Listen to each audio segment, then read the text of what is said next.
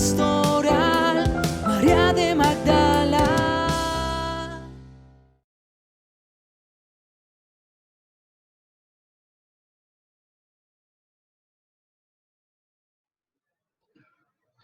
Pues bien, entonces nuevamente bienvenidos, hermanas y hermanos, a este congreso. Y vamos a comenzar con nuestra primera ponencia. El padre Hugo Martínez ya está con nosotros y él es justamente el que inicia con la primera ponencia de este congreso. La hermana Ana Francisca nos va a leer la hoja de vida, el resumen obviamente de la hoja de vida, para que lo conozcamos un poquito más a él.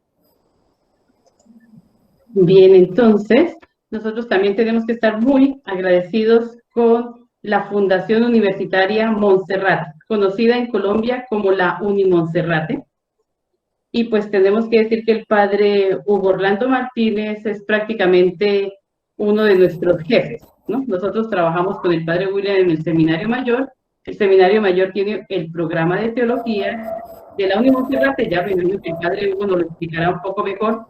Y yo tengo que decir, antes de presentar al padre Hugo, algo interesante, y es que si están buscando un programa de teología con una línea bíblica bien profunda, el seminario la ofrece, ¿cierto? Como el programa de teología de la Unimonserrate. Su línea en Biblia es bastante profunda y extensa. Entonces, ¿quién es el padre Hugo Orlando Martínez, a quien tenemos la dicha de acoger esta tarde con nosotros y de escucharlo en un momento? Es sacerdote diocesano, licenciado en Filosofía de la Universidad Santo Tomás, especialista en Gerencia Educacional de la Universidad Pedagógica y Tecnológica de Colombia, magíster en Ciencias Bíblicas del Pontificio Instituto Bíblico de Roma, doctor en Teología de la Universidad Santo Tomás Angelicum de Roma. Se ha desempeñado como formador y docente del Seminario Mayor de Tunja y del Seminario Mayor de Bogotá, profesor catedrático en varias universidades, Santo Tomás, Juan de Castellanos y San Buenaventura, decano de la Facultad de Teología de la Universidad de San Buenaventura y director de Teorred, que es la red de facultades de teología de Colombia.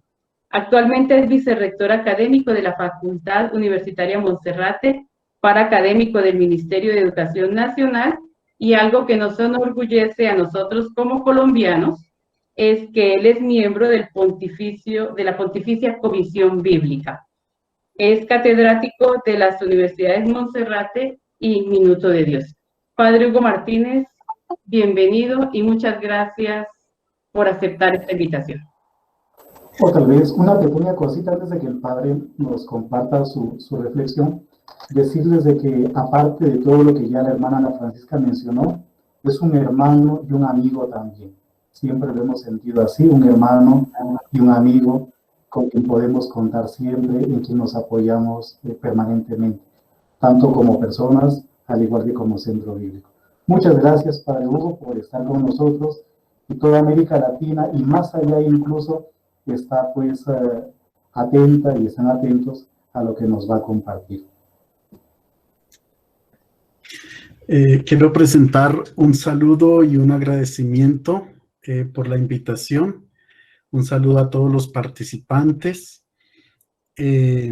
Gracias, Padre William. Gracias, hermana Francisca, mis queridos hermanos y amigos.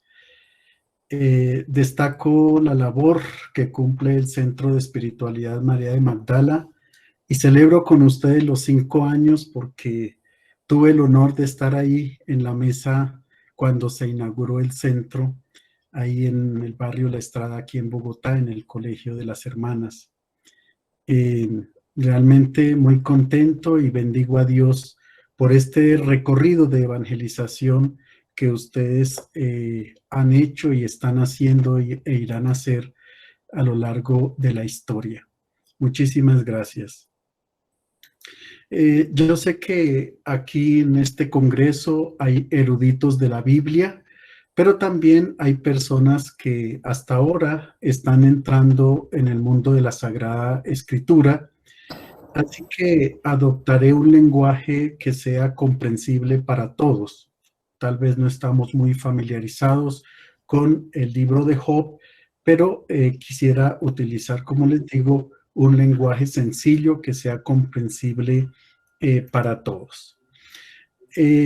Lo que ustedes proponen del libro de Job en el versículo 3:25, en el capítulo 3, perdón, versículo 25, lo que más me temía, eso me sucede.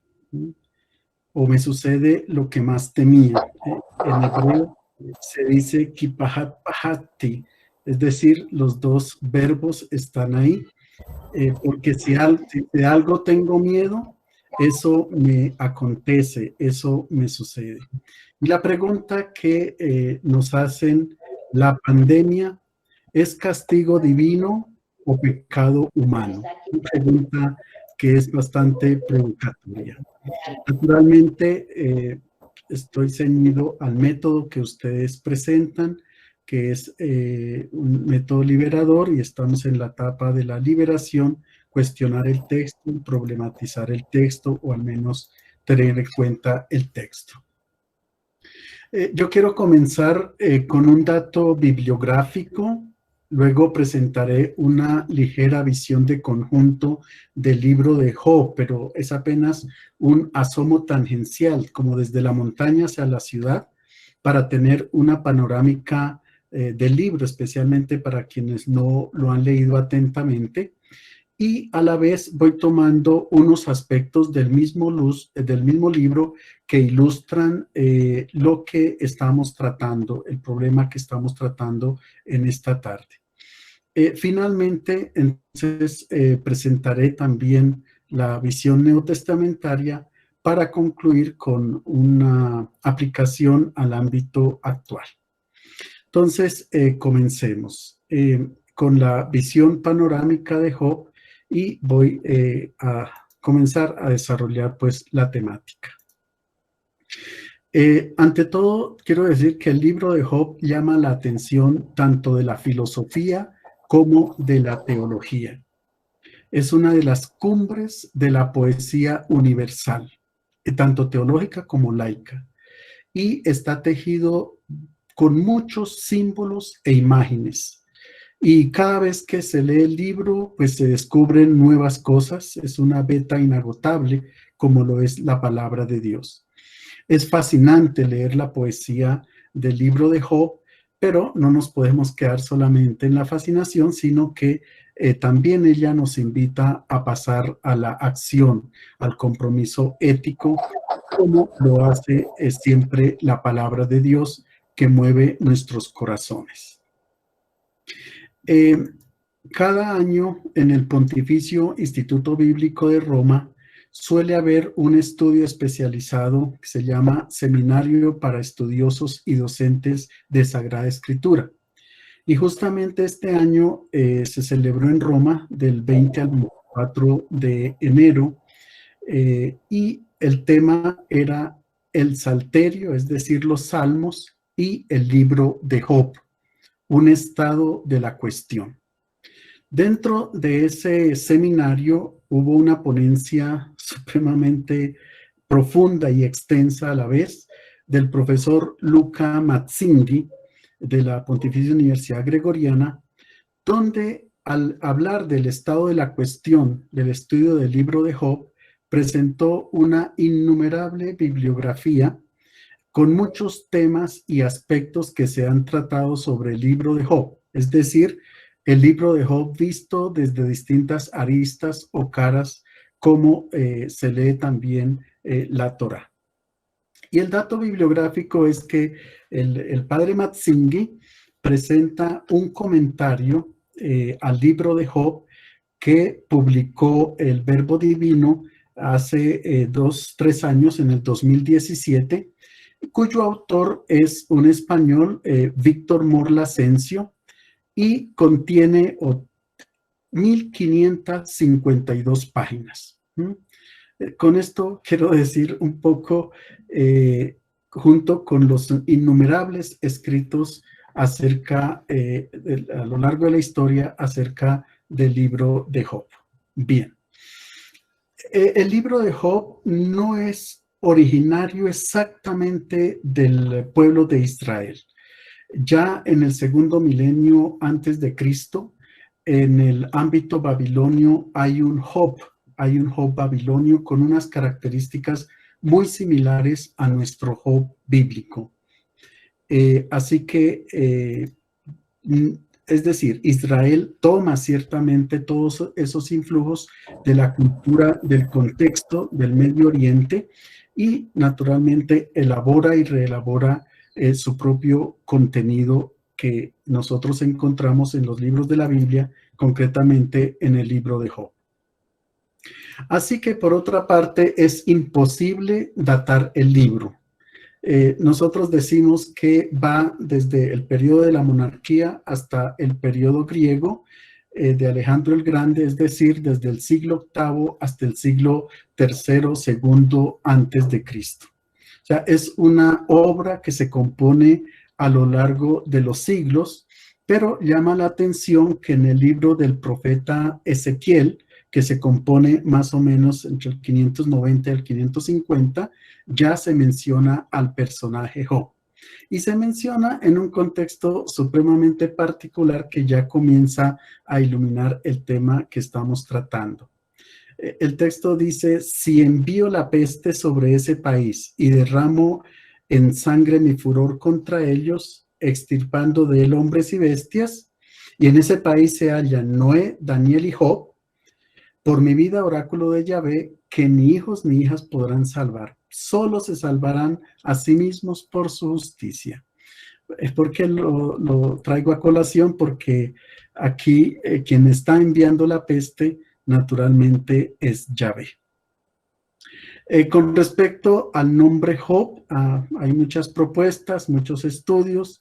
Puede ser ¿dónde está mi padre? ¿Dónde está el que me protege? También puede significar mi enemigo, el agresor, o aquel que es hostigado, bien sea por Dios o bien sea por Satanás, como lo vamos a ver. Pero una premisa antes de entrar en materia sí hay que tener en cuenta, y es la doctrina sobre la cual se basa todo el libro de Job, y es la doctrina de la retribución. ¿En qué consiste la doctrina de la retribución? Para explicarlo en palabras sencillas, hasta hace unos 50 años se enseñaba el catecismo del Padre Astete. Y en el catecismo del Padre Astete se decía que Dios es un Dios justo que castiga a los malos y premia a los buenos. Pues bien, esta es la doctrina de la retribución. Naturalmente, en la época de Job, no existe la concepción clara que tenemos hoy sobre la vida eterna. Entonces, al no existir una vida después de la muerte, el impío tenía que pagar sus culpas en la tierra, pero en la práctica se notaba era un poco lo contrario, que al malvado le iba muy bien, y en cambio el justo tenía que pasar por una cantidad de males. Es un poco la pregunta que nos hacemos hoy, que a veces la gente dice: padre, yo entre más fiel soy a Dios, entre más oro, entre más voy a la iglesia, me sucede todo lo contrario. Ese es un poco la pregunta que nos hacemos hoy también nosotros. O sea, el libro de Job es un libro supremamente actual para nosotros. Ahora bien, a Job, como sabemos, le suceden cosas terribles, y de acuerdo con la doctrina de la retribución, unos amigos vienen precisamente para decirle que él está diciendo mentiras, diciendo que es un justo, porque si está pasando por semejante situación es porque algo malo ha hecho, algún pecado ha cometido. Y ahí entonces se tejen los 42 capítulos del libro de Job. Ahora bien, capítulo 1 y 2 y versículos del capítulo 42, 7 a 17, están escritos en forma narrativa. ¿Qué quiere decir eso? Que cuentan una historia y le dan el marco a todo el libro, ¿sí? Y naturalmente se presenta en esta historia al personaje que es un hombre cabal, justo, ¿Cuál es la situación? Que él tiene todo lo que un judío puede tener en la época, tiene bienes, tiene familia, descendencia y por supuesto que también tiene salud, su vida es muy buena. Aparece un personaje interesante llamado Satán, el cual dialoga con Dios en la corte celeste. Dios tiene un consejo y el Satán hace parte de ese consejo, es como un semidios que llega allá y él llega de recorrer la tierra. Y entonces Dios le dice, bueno, ¿te has fijado en mi siervo Job? Un hombre cabal, un hombre que tiene, mejor dicho, recto en todo y por supuesto que me rinde culto porque tiene todo. Es un hombre cabal en todo sentido. Y entonces el Satán le dice, porque usted le da de todo, y entonces ¿cómo no va a ser fiel? Tóquelo usted en sus bienes o en su salud, etcétera, y verá cómo él lo maldice incluso. Y entonces hacen como una especie de apuesta, Dios y el Satán, y es cuando el Satán golpea a Job en sus bienes, que pierde todo, en sus hijos, que los pierde a todos, y en su salud, que cae en desgracia con una enfermedad que pues, le dicen lepra, pero puede ser un conjunto de enfermedades. Ante esa situación, entonces, aparece la mujer de Job, que lo ve ya en pleno sufrimiento y le dice, maldice a tu Dios y muérete. O sea, ya no hay nada más que hacer. Y entonces Job le responde, no, tú hablas como una insensata, Dios me ha dado todo, Dios me ha quitado todo, bendito sea el nombre del Señor. Y dice enseguida, si aceptamos de Dios los bienes, ¿cómo no vamos a aceptar los males? Bueno, aquí entonces hay una cosa bien interesante, y es que si de Dios aceptamos los bienes, ¿por qué no aceptamos los males? Quiere decir que de Dios también procede el mal. Y bueno, esta es, digamos, estos son los dos capítulos que enmarcan desde el principio el libro de Job, y la conclusión en el capítulo 42, 7 a 17, habla de cómo Dios restituyó todo a Job. Después de haberlo perdido todo, le devolvió salud, bienes, familia, etc. Así terminaría el libro con un Job muy bueno, muy querido, muy paciente, y este es el Job que seguramente muchos de nosotros conocemos, y por eso hablamos de la paciencia del santo Job.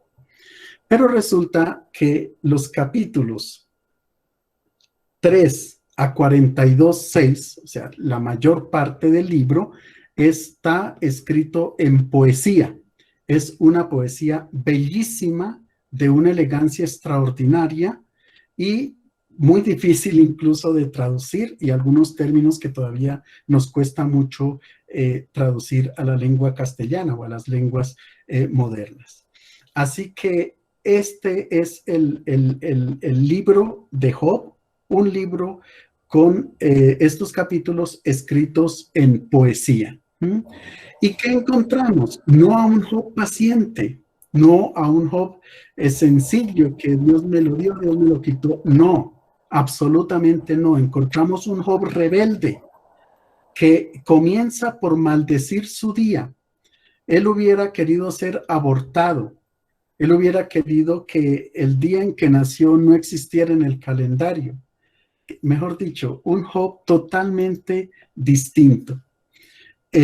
Dice, por ejemplo, al comenzar el texto, perezca el día en que yo nací y la noche en que se dijo, un varón es concebido. Sea aquel día sombrío y no cuide de él Dios desde arriba, ni claridad sobre él resplandezca.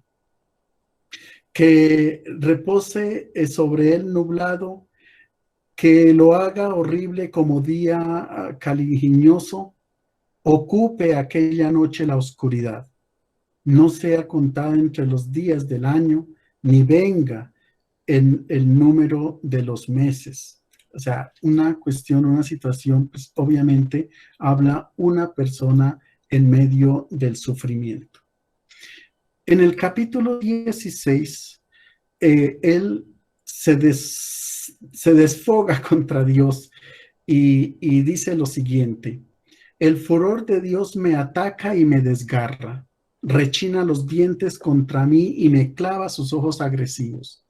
La gente abre la boca para acusarme, me abofetean con desprecio, todos se confabulan contra mí. Dios me entrega a los malvados, me arroja en manos criminales. Noten ustedes aquí, la culpa es de Dios. Yo vivía tranquilo cuando me destrozó, me agarró por la nuca y me descuartizó, hizo de mí su blanco. De todos lados me dispara, me atravesó los riñones sin piedad y derramó por tierra mi hiel. Aquí entonces es culpable Yahvé de toda la situación que le está sucediendo a Job. Ahora bien, en el capítulo 17 vuelve a retomar aquello que decía antes sobre la luz y la oscuridad. Algunos hacen de la noche día, se acercaría la luz que ahuyenta las tinieblas, mas ¿qué espero? Mi casa es el Sheol, es decir, el lugar de los muertos. En las tinieblas extendí mi lecho y grito a la fosa, tú mi padre, y a los gusanos mi madre y mis hermanos. Porque él también en el capítulo 3 hubiese querido pasar del vientre de la madre, que estaba allí encriptado, al vientre de la tierra y no ver la luz, no ver la vida. Una situación muy complicada en la que se presenta Job. Sin embargo, hay un contraste bastante fuerte. En el capítulo 19 dice, yo sé que mi defensor está vivo y que él, el último, se levantará sobre el polvo. Tras mi despertar me alzará junto a él y con mi propia carne veré a Dios. Ese verbo ver es programático a lo largo del libro. Entonces, por una parte, Job está totalmente con una cólera muy profunda contra Dios por su situación y le echa la culpa. Por otra parte, él lo quiere ver. Quiere que se haga presente como si hubiese un tribunal para que Dios también tenga la oportunidad de explicarse, de explicarle a Job por qué él está en esa situación de sufrimiento continuo. Que más adelante en el discurso que hace Yahvé en el libro, pues aparecerá. Ahora bien, del capítulo 4 al capítulo 27 es donde aparecen tres amigos que vienen a verlo en su situación de sufrimiento y que son los defensores de la teoría de la retribución, donde lo que buscan es que Job entienda que lo que está pasando y por lo que está pasando ha sido porque él ha pecado contra su Dios. Ahora bien, ellos le dicen, o el texto mejor, en el capítulo 4 dice una cosa. Sus hermanos y conocidos vinieron a consolarle por el mal que le había hecho Yahvé. Noten ustedes que vuelve y juega. El mal procede de Yahvé.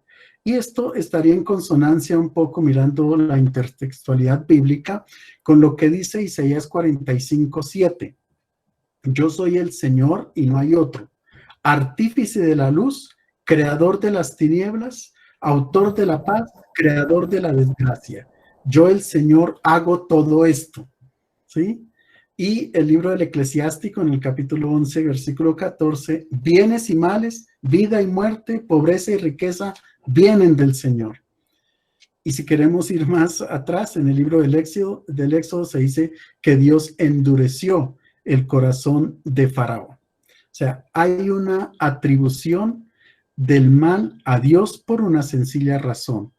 En el ámbito bíblico del Primer Testamento, es decir, en la Biblia, no hay un Dios del bien, no hay un Dios del mal, hay un monoteísmo. Entonces, al mismo Dios hay que atribuirle el bien y hay que atribuirle el mal. Bien, en el capítulo 28 aparece una primera respuesta a Job, pero pues es un texto que entra más tarde en el libro. Y en síntesis lo que quiere decir es que el hombre se las cree de muy sabio, de poder comprender todo, pero que en realidad es un hombre que no sabe, que es incipiente en el ámbito de la sabiduría. Luego los capítulos 29 a 31, otra vez un soliloquio de Job, o sea, él vuelve a hablar, rememora los tiempos pasados y reta a Dios para que se enfrente y dé explicaciones por su sufrimiento. Luego, decía antes, luego del 32 al 37 se introduce un nuevo personaje que también viene a hablar con Job, y él dice que lo que han dicho los tres anteriores no tiene sentido, que él sí le va a explicar todo, él le va a hacer comprender todo lo que está sucediendo. Se llama Elihud, pero es un joven pedante que lo que quiere es mostrarse a sí mismo y no añade más de lo que ya han dicho los otros, y vuelve a calumniar y acribillar a Job con sus palabras.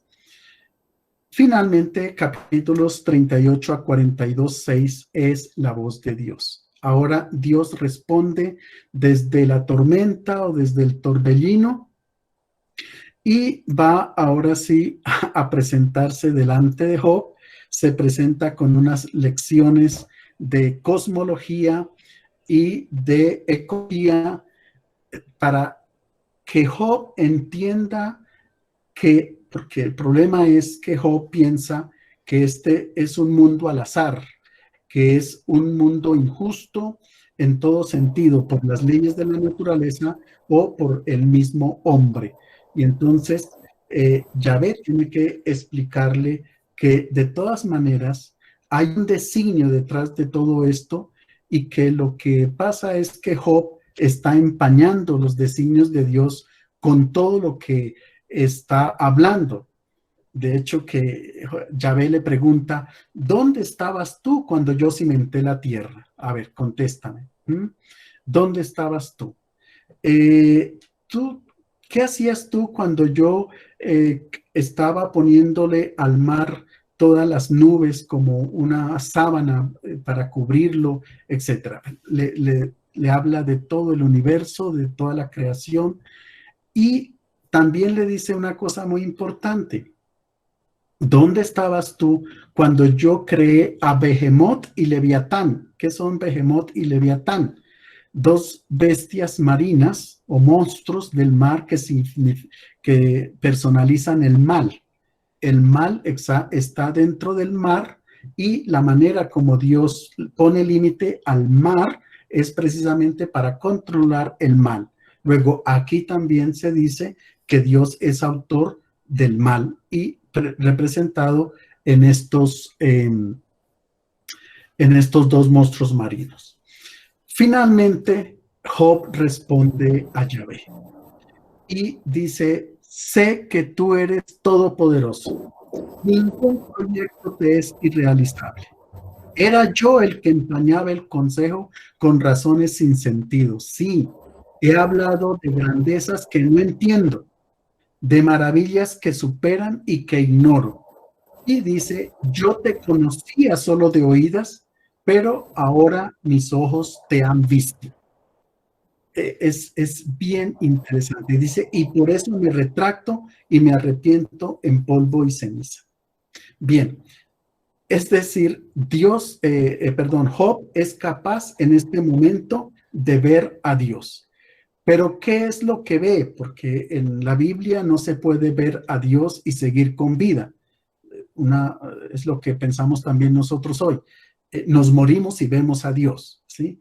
Entonces, ¿qué es lo que ha visto? ¿Por qué ha visto Job a Dios?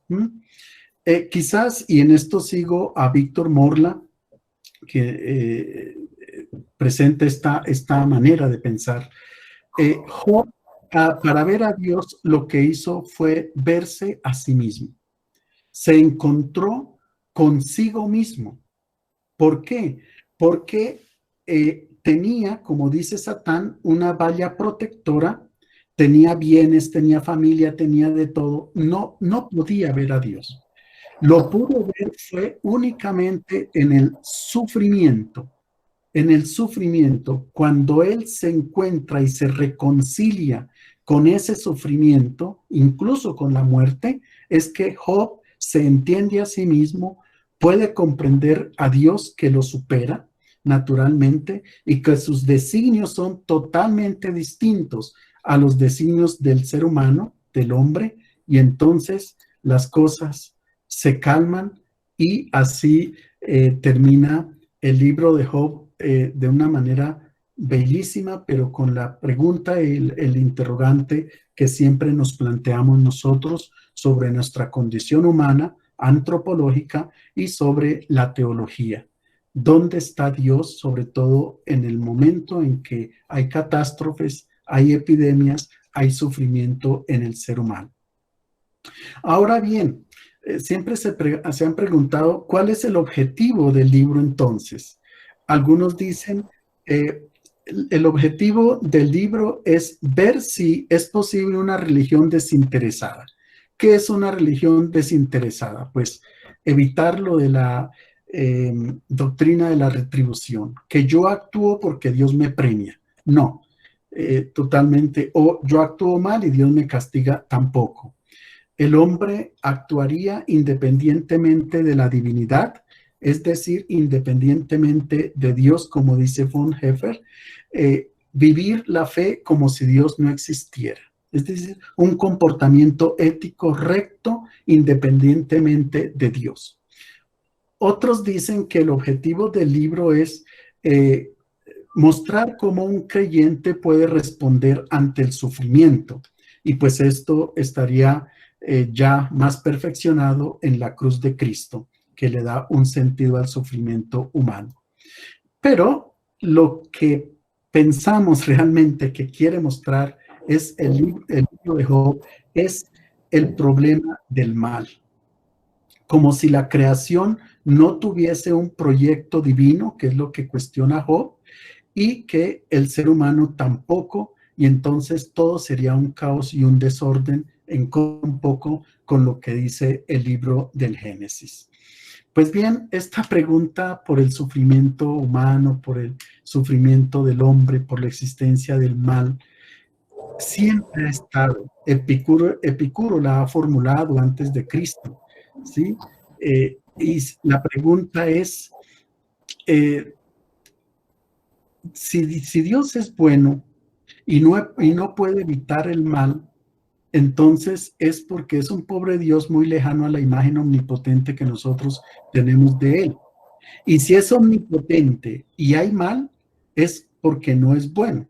Esta contradicción entonces siempre nos ha preocupado. ¿Cómo hacer que existe el mal y que sea compatible con Dios? Pues han habido propuestas y justamente un exégeta, Vermeulen, en su obra Metamorfosis, las redacciones sucesivas del libro de Job, dice que en el siglo IV antes de Cristo, en la época de Esdras, después de que el pueblo de Israel tiene contacto con pueblos extranjeros por el exilio, entonces allí se introduce Satanás para quitarle la culpa a Yahvé como autor del mal. Y de ahí para acá es que nosotros también tenemos un poco la concepción del diablo y del demonio. Otros, por ejemplo, el profesor Royman, que es el curador de los rollos del Mar Muerto, que están en el Museo del Libro en Jerusalén y que ha estado al frente de esta obra desde hace muchos años, él en una conferencia muy importante que se llama de la serpiente del paraíso al Satán, también habla de esto, que el Satán es introducido y reemplazado por la serpiente y así el mal no estaría dentro del hombre, sino que estaría fuera del hombre. Y entonces hay que echarle la culpa a otro. Y entonces, para mí también, y estoy de acuerdo en que el mal no es algo externo al ser humano, sino que está interno en el ser humano. Y lo digo también ya entrando en la visión del Nuevo Testamento, como les dije al comienzo, Jesús mismo decía, no es lo que entra dentro del hombre lo que lo hace impuro, sino aquello que sale del corazón. Y eso está en consonancia con el libro del Génesis, cuando se dice que el corazón del hombre no hacía sino idear siempre y de continuo el mal. Y Jeremías 17:13 dice, el corazón del hombre es lo más perverso que existe. Ahora bien, ayer, el domingo 16 del tiempo ordinario, la parábola de San Mateo presentaba justamente el trigo y la cizaña, para decir que el buen trigo y la cizaña crecen juntos en el mismo terreno. Y naturalmente, después de unas explicaciones y un poco de exégesis, se llega a la conclusión que en el corazón humano coexiste el bien y el mal. Y eso somos nosotros los seres humanos. Alguien se podría preguntar y decir, bueno, si Dios creó el mal dentro de nosotros, ¿por qué no lo evitó? ¿Por qué no hizo que nosotros no tuviésemos un mal interno? Bueno, entonces no seríamos nosotros, serían otras criaturas, y lo que pasa es que la realidad es que Dios vive enamorado y amando a nosotros, tal como nosotros somos. La parábola era muy esperanzadora, la de ayer, precisamente porque la cizaña, que es todo aquello negativo que hay en el corazón del hombre, viene quemada, viene echada al fuego para purificar, y quedaría solo la parte buena para presentarnos ante el reino de Dios, o sea, el trigo bueno, la parte que nosotros tenemos dentro de nosotros, que es muy buena y que es la que Dios ve al fin y al cabo. ¿Dónde está Dios entonces? La pregunta, ¿dónde está Dios en medio del sufrimiento? ¿Sí? El mismo Nuevo Testamento presenta la situación de un judío piadoso que baja de Jerusalén a Jericó y que cae en manos de los ladrones. Un judío muy bueno, pero que los ladrones casi lo acaban. Pues bien, ahí aparece Dios suscitando un buen samaritano, que en la lectura del texto pues es Jesús, quien auxilia precisamente a esta persona. Ahí están las manos de Dios auxiliando a la persona. Galileo, científico reconocido, como lo sabemos todos, se preguntaba si no existe el cielo como se había concebido, que de aquí de lo que vemos azul para arriba, ahí está Dios. Si no existe el cielo donde está Dios físicamente, entonces, ¿qué pasa? ¿Dónde está Dios? Y él responde, Dios está en nosotros mismos o en ningún lado. Justamente, Dios está también en nosotros mismos. La cuestión de dónde está Dios, sobre todo en los momentos difíciles, el pueblo de Israel lo ha experimentado, que Dios lo ha liberado de la esclavitud de Egipto y lo ha llevado a una tierra prometida, lo ha conducido en brazos como un padre o una madre lleva a sus hijos. Pero hay momentos, por ejemplo, el exilio en Babilonia. ¿Dónde está Dios? ¿Me abandonó? ¿Qué pasó? El holocausto nazi. ¿Dónde está Dios? ¿Qué pasó? ¿Dónde está Dios? Una pregunta que nos hacemos todos nosotros, y aquí entramos a la temática que nos ocupa. ¿Dónde está Dios también en el día de hoy que permite una pandemia? La pregunta, yo creo que no es dónde está Dios. La pregunta es dónde está el hombre. Eso sí, yo creo. ¿Dónde ha estado el hombre a lo largo de la historia, con el exilio, con el holocausto, con todo lo que nos pasa? ¿Qué hace el hombre? ¿Qué hace el hombre con este virus? ¿Qué hace el hombre con esta pandemia? ¿Qué hace el hombre que muchas veces se entromete en la naturaleza para desviar su curso natural? Interesante que en el libro de Job hay una expresión bellísima: me taparé la boca con la mano, me siento pequeño, ya no hablaré más, dice Job cuando se da cuenta de la grandeza de Dios. Y nosotros en este momento todos andamos con la boca tapada. Después de que nos creíamos invencibles por los grandes avances de la tecnología, llega el virus Y los grandes científicos nos dicen que no saben nada, ni de dónde viene, ni cuál es su tratamiento, etc. Estamos al nivel de Job, ignorantes totalmente con respecto a las leyes y a los designios de Dios y de la naturaleza. Nos dicen cosas elementales: tápense en la boca, lávense las manos, no se acerque el uno al otro. Cosa que los amigos de Job también hacían. No se acercaban a Job porque tenía lepra. Tenían que estar lejos para no contaminarse. O sea, aquí no hay una explicación satisfactoria para ninguno. Lo mismo pasaba allí con Job.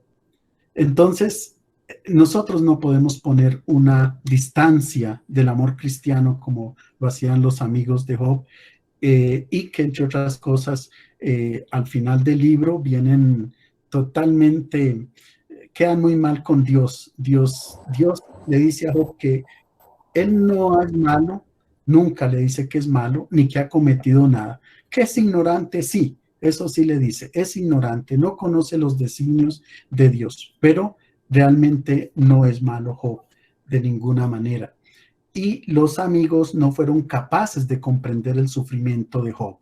Hoy necesitamos acercarnos el uno al otro para comprender el sufrimiento del otro. Y esas son las manos de Dios actuando hoy. Yo las veo en las manos de los campesinos que siguen cultivando con amor la tierra para que nosotros podamos tener la comida en la mesa. Las manos de los médicos, las manos de tanta gente que se hacen cercanos al prójimo.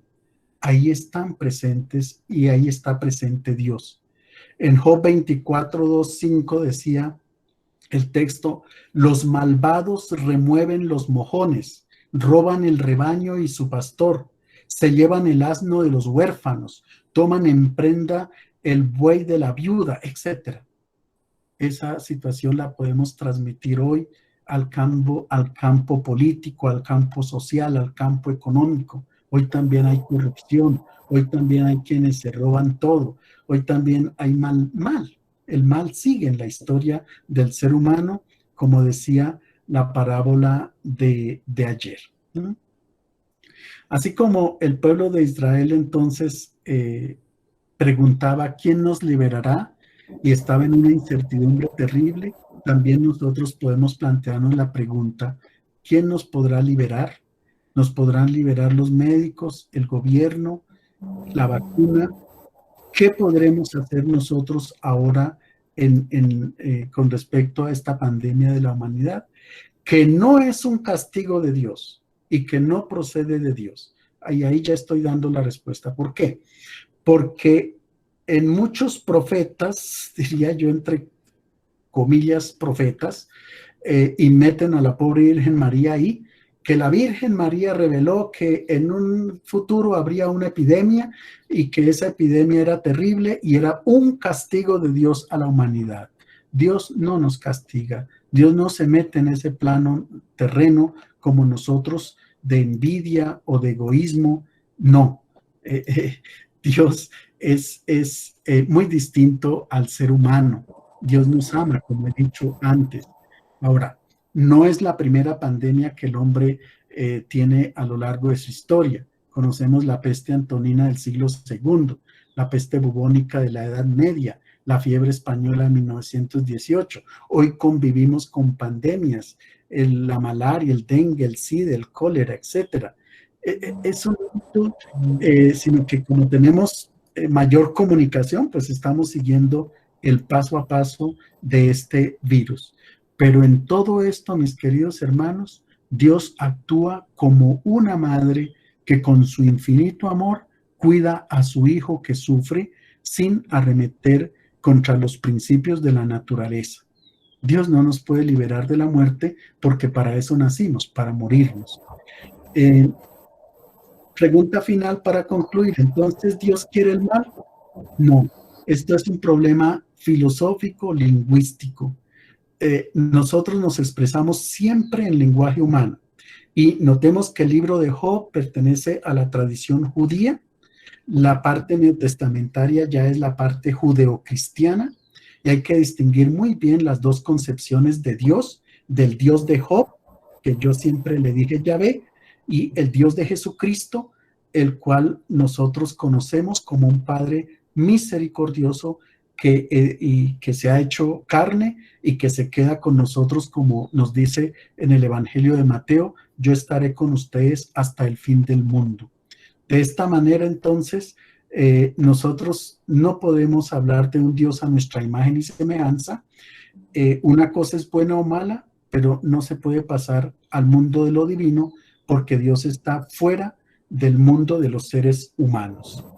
Concluyo entonces con las palabras del Papa Francisco, justamente cuando él hacía la oración por la pandemia, que decía: al igual que a los discípulos del Evangelio, nos sorprendió una tormenta inesperada y furiosa. Con la tempestad se cayó el maquillaje de esos estereotipos con los que disfrazábamos nuestros egos, siempre pretenciosos de querer aparentar. No hemos escuchado el grito de los pobres y de nuestro planeta gravemente enfermo. Hemos continuado imperturbables, pensando en mantenernos siempre sanos en un mundo enfermo. ¿Por qué tenéis miedo? ¿Aún no tenéis fe? El comienzo de la fe es saber que necesitamos la salvación. Dios trae serenidad en nuestras tormentas, porque con Él la vida nunca muere. Muchas gracias.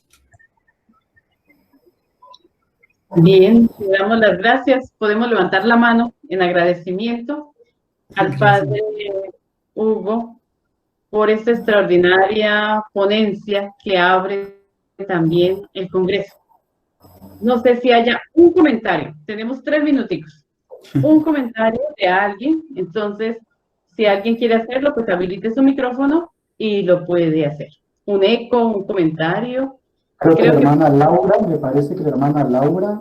¿Laura? No. Entonces, escuchamos a Laurita.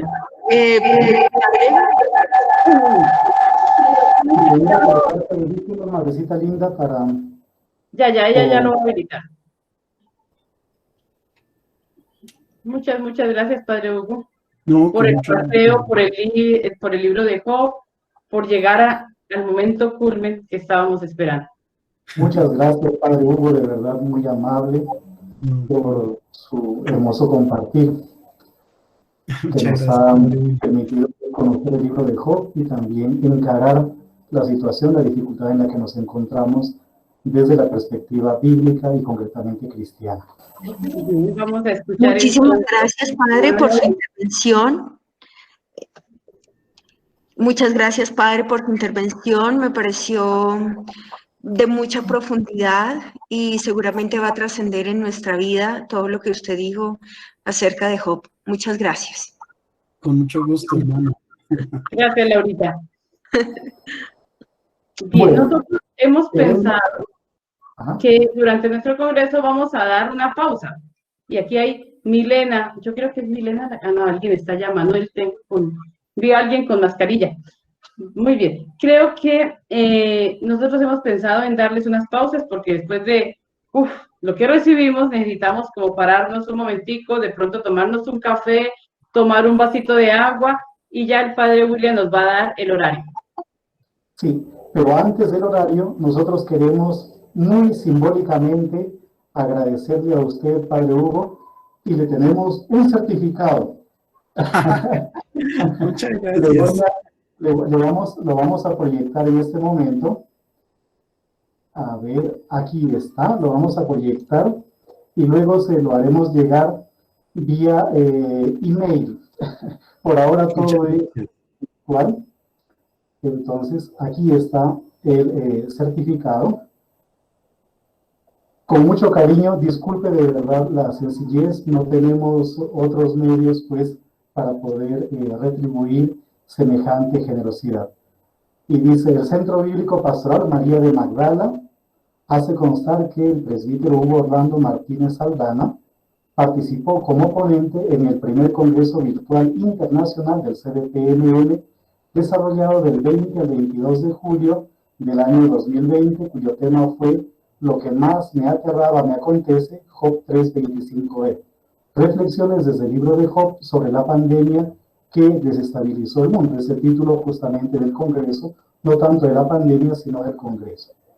El evento académico se realizó con el apoyo de la Universidad Católica de Manizales, UCM, y la Fundación Universitaria Monserrate, Unimonserrate.